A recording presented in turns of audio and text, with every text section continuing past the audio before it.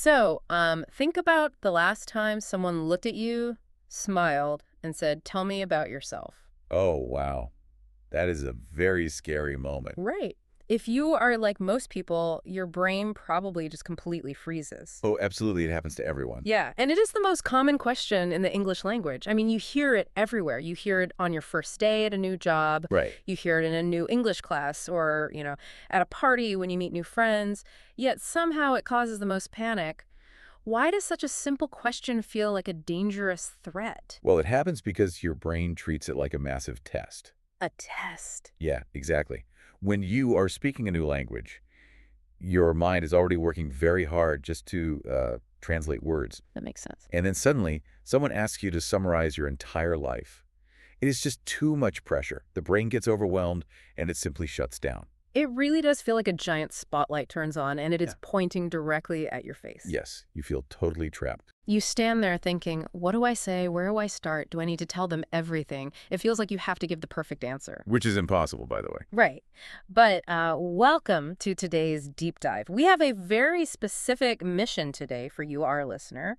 We are going to take that scary, freezing question, and we are going to make it comfortable. I love that goal. We're looking at some wonderful source material today. It comes from an easy English learning guide. And in this guide, two people, Anna and Jake, talk about this exact problem. And the very first thing they do is change the rules of the game. They share a beautiful idea. Oh, what is that? They say, this question is not a test. There is no wrong answer. It is simply an invitation. An invitation. Yes, it is an invitation to share your story with another human being. Wow, I really love that shift in thinking because, an invitation feels warm, a test feels cold. Exactly. We want to give you the tools to accept that invitation. We want you to feel confident. We want to help you speak simply and clearly. Because sharing your story in a new language should be a bridge to connect with people. Right. It should never be a wall that makes you feel stuck. Exactly. But before we look at the exact English words to use, we really have to deal with the pressure. We have to change the way we approach the task. Okay, let's unpack this. Our source material gives us a brilliant analogy to help with the pressure. It really is great. Anna says that answering this question is like playing with Lego bricks. Those little colorful plastic blocks that children use to build things? Oh, I love Legos. Same. And the idea is you do not have to build a giant finished castle all at once. You just snap small, simple pieces together. Click, click. You build your answer slowly. Psychologically, this is a very powerful tool for adult learners. How so? Well, when someone says, tell me about yourself, your brain sees a huge, scary mountain. It tries to plan the whole journey at once. Oh, and that causes the panic. Right. The Lego method stops that panic. Yeah. It takes a huge, stressful task and breaks it down into small, safe, manageable blocks. That makes sense. A single block is not scary. You can hold a single block in your hand. You can look at it. You can, hand it to someone else easily. That makes the process feel so much lighter. If I only have to think about one small block at a time, I can breathe again. Exactly. You just breathe and pick up a block. So, if we are building our story for someone, we need to know where to start. What is the very first block we should pick up? You have to start with the foundation, the bottom layer. I mean, you cannot build a strong house without a solid floor. Right. The source material calls these the simple bricks, your name and your home. You just say, I am, or my name is, and then you share where you were from. Very simple. Anna, from our source guide, gives a great example. She says, I'm from a small town in the mountains. Oh, that sounds nice. Yeah. And Jake says, I am from the United States, and I live in a very big, busy city. Notice the simple phrases they use there. I am from, and I live in. They are very easy to remember. They are your most reliable, sturdy Lego bricks. They work every single time you use them. But, I noticed something interesting here. Let's imagine I just use those basic bricks. I say, my name is your host. I live in an apartment. Okay. That feels like a very boring gray Lego brick. Yes, the grammar is correct. It works. But it is not very fun to look at. No, it really isn't. The source material shows us how to fix this problem. Jake does not just say, I live in an apartment. He adds a little bit of color. He adds small details. Yes. He says, I live in a small apartment. It's a bit noisy, but it's near a great coffee shop. Oh, I love that. The guide also suggests adding simple details like, I live in an apartment with a balcony, or I live in a house with a garden. Those little words completely change the picture in my mind. A garden feels peaceful. A noisy coffee shop feels energetic. What's fascinating here is the underlying mechanics of a conversation. What do you mean by that? Well, when you just say, I live in an apartment, the other person just nods their head, the conversation stops. You have given them a closed door. Oh, I hate that feeling. The awkward silence. Right. But when you say, I live near a noisy coffee shop, you are giving the other person a gift. You are giving them an open door. Oh, I see. Because if you say noisy coffee shop, I immediately want to walk through that door. I want to ask, oh, what kind of coffee shop? Do they have good pastries? Do you go there every morning? Precisely. You instantly turn a monologue. Which is one person talking alone. Right. You turn that into a real dialogue. The small detail is a hook. It invites the other person to join in and play with the Lego bricks with you. That is amazing. It takes the pressure off you because now we are asking a specific, easy question. That is such a clever way to handle it. You give them a detail, and they do the work of keeping the conversation going. Exactly. Okay, so we have our solid foundation. People know our name. They know where we live. The next natural thing a new friend wants to know is what actually fills our day. Right. How we spend our time. This brings us to the next type of brick. Work and study. It is definitely the most common follow-up question people will ask, what do you do? And again, our source gives us very simple, strong bricks. If you work, you use the phrase, I am a. Jake says, I am an English teacher. Nice and clear. If you study, you say, I am a student. I study art, or I study business. Those are the facts. But facts are only half of the story. The source material adds a very crucial piece of advice here. Oh. It is not just about what you do, it is about why you do it. This is a great point. Jake does not just say he is a teacher. He says, I am an English teacher. I love helping people communicate. That changes everything. And for the student, they suggest saying, I study art because I love to be creative. Adding the word because is like adding strong glue between your bricks. It reveals your motivation. Think about it. Anyone can be a student. Being a student is just a label. Right. But sharing why you were a student shows the engine inside the car. It tells me about your heart and your mind. It makes a basic fact feel personal. And speaking of personal things, the source moves right from work into talking about the people and animals we love. They introduce family bricks. Oh, family is so important. Yeah. Anna talks about having an older brother named Tom, who is 29. Jake mentions a younger sister named Sarah. And then they bring in the pets. Pets are a huge part of people's lives. They're family, too. They really are. Jake tells us about a friendly brown dog named Max. Anna talks about a very sleepy cat named Luna, who is black and white. I love those details. Now, I have to push back a little bit on this one. Okay, why? I mean, I love pets. But imagine a professional situation. Let's say I am at a job interview or I am meeting a new manager. Shouldn't I just stick to my serious job skills? You think it sounds too silly? Yeah, talking about a sleepy black and white cat feels a bit foolish for a serious meeting, doesn't it? That is a very common fear. We think we have to sound like a textbook to be respected. Exactly. But if we look at the psychology of human memory, the answer is no, it is not foolish. In fact, it is a highly effective strategy. Really? How does a sleepy cat help me in a professional setting? Think about it from the manager's point of view. A manager meets dozens of people. They hear the phrases, I'm a hard worker, or I am a student, 100 times a week. Oh, yeah, that must get boring. All those serious job titles blur together in their memory. Human brains are not designed to remember spreadsheets or lists of facts. Our brains are designed to remember images and stories. Oh, wow. There is a psychological concept called the isolation effect. It simply means that we remember the one thing that stands out from the rest. Ah, that makes perfect sense. It is like giving the other person a mental anchor. Yes, an anchor. If I meet 10 accountants at a business event, I forget all of them by tomorrow. But if I meet one accountant who tells me about a friendly brown dog named Max, my brain files them away as Max's owner. Exactly. You become a full, real person to them. It creates a feeling of warmth. I can see that. Whether you are explaining why you study art or sharing a funny detail about a lazy cat, these are the bricks that make you memorable.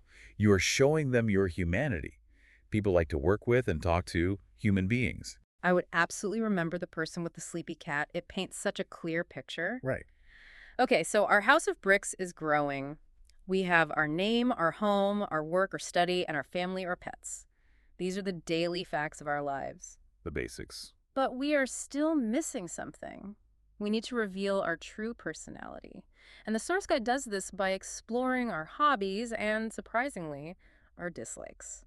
This is the part of the conversation where you really get to show who you are. What you choose to do with your free time says a lot about your personality. The source material gives some lovely, simple examples to practice. Anna loves painting and reading adventure stories. She says it helps her relax. Very peaceful hobbies. Jake is a more active person. He plays soccer on Saturdays and loves listening to old rock music. The guide gives us a great sentence to use. In my free time, I like to. That is a perfect, simple sentence. But here's where it gets really interesting. What stands out to you? The guide does not just tell us to share the things we love. It actually tells us to share the things we do not like, our dislikes. Oh, yes. Jake says his favorite food is pizza, but he hates the taste of olives.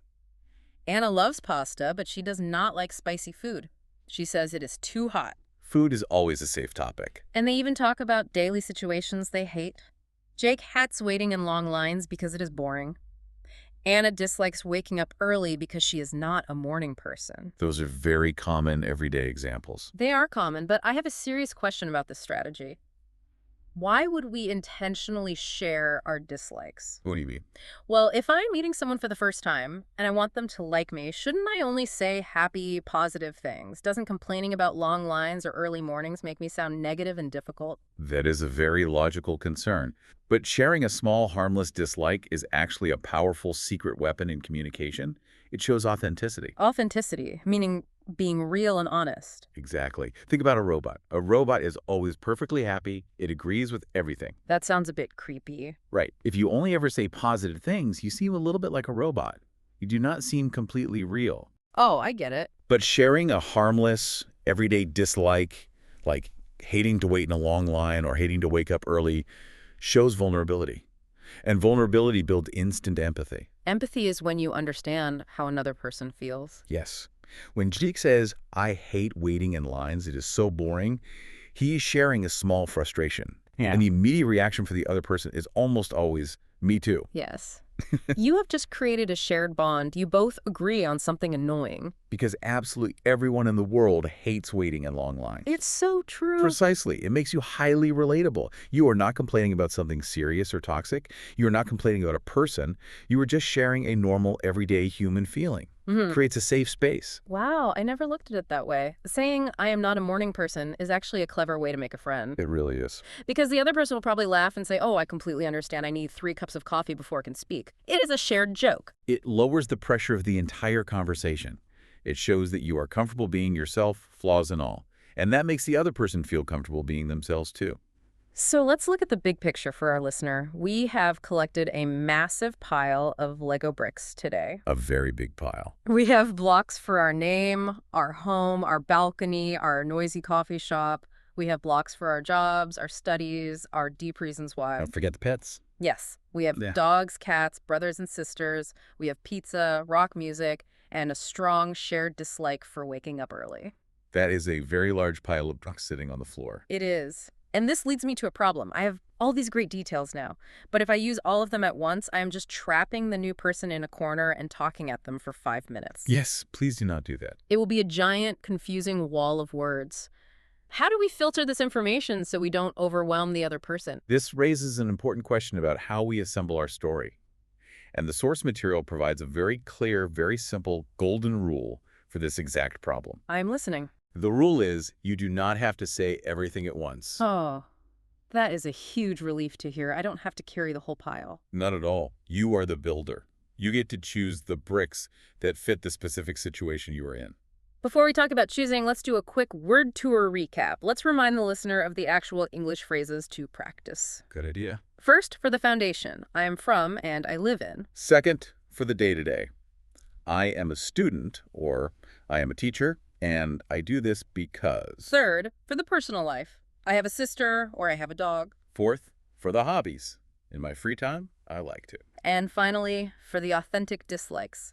My favorite is, but I don't like. Those are your core sentences. You can practice those simple sentences at home. They are very clear tools. But as you asked earlier, how do you decide which tools to use in the moment? The beauty of the Lego method is that you are always in control.